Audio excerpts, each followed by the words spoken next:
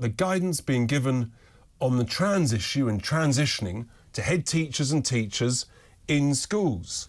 Back in the spring, Rishi Sunak said when Miriam Kate stood up in the House of Commons and highlighted some of the appalling nonsense and garbage that was being taught in schools, the Prime Minister promised an urgent review.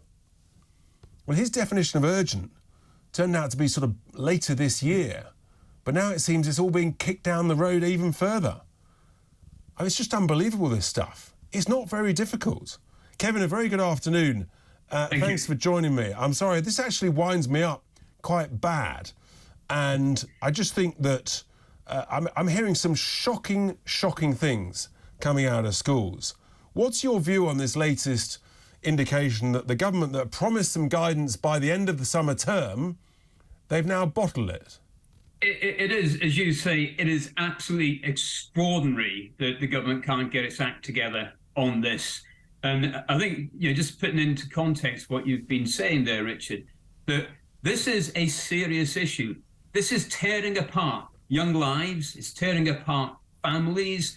We have teachers leaving the profession left, right and centre. Teachers like me who've been fired and have been referred as a safeguarding liability now.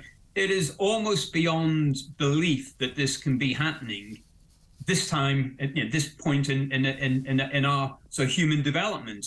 So, here we are in the year 2023, and we're being told to push forward an ideology in schools that has no basis in science, nothing at all. It's purely an ideological construct that's driven forward by a bunch of ideologists with no interest for the safety and preservation of young people.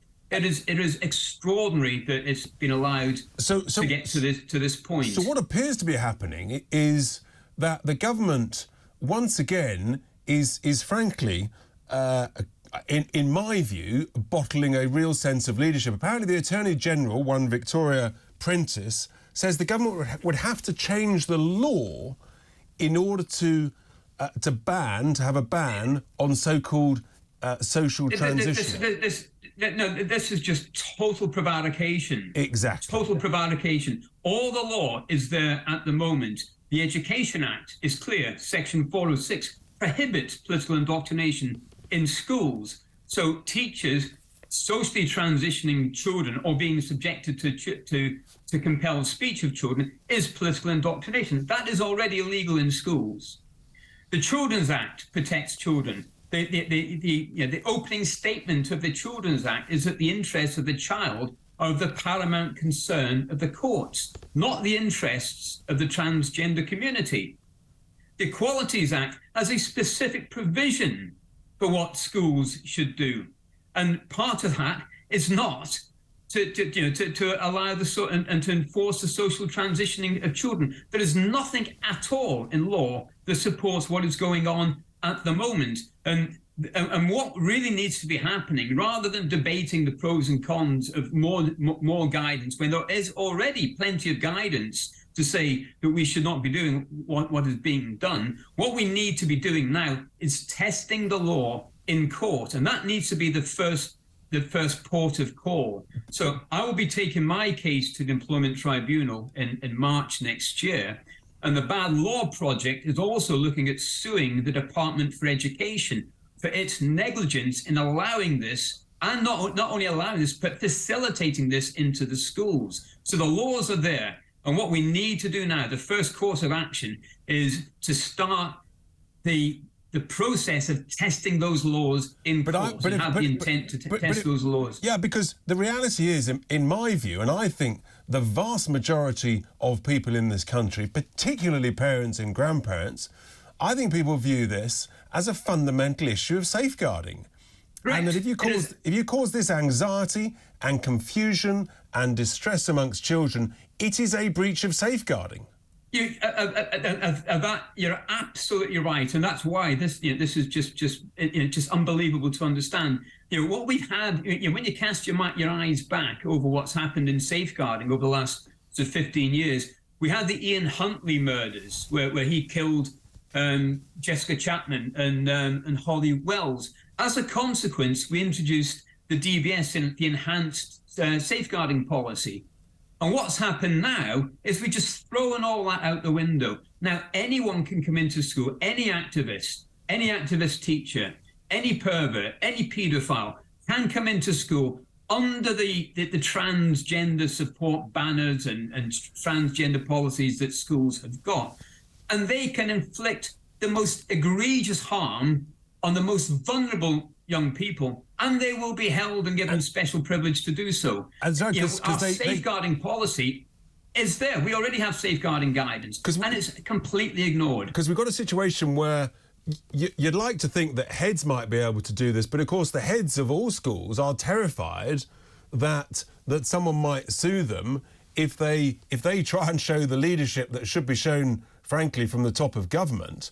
And it doesn't matter what school. I'm hearing that actually some of the schools that are sort of, in a sense, worst at this are some of the most expensive schools in the country, including one, and I'm going to name them actually, St Paul's School for Girls in West London. I'm told that they're allowing pupils to socially transition, to change their pronouns without parents' knowledge or consent, and that parents are steaming mad about this when they find out about it. Now, we did contact, before this show, at the back end of the week, St Paul's School for Girls to ask for comment, and there was no reply coming forth. And they're very welcome to come on any show on talkTV to discuss this. But I challenge all of these schools. I think it's an absolute outrage, Kevin. And the government's just... I mean, if the government showed this leadership and said to all heads, none of this stuff is allowed, and that you have to deal with pupils according to their biological sex, it's game over, done and dusted, job sorted, gone away. Correct, yeah. But what's worse is that guidance is already in place. There was guidance in 2019, 2020, I think it was, that said specifically that a school should not encourage the transgender or the gender transition of a child without parental consent. That guidance is already there. It is unbelievable.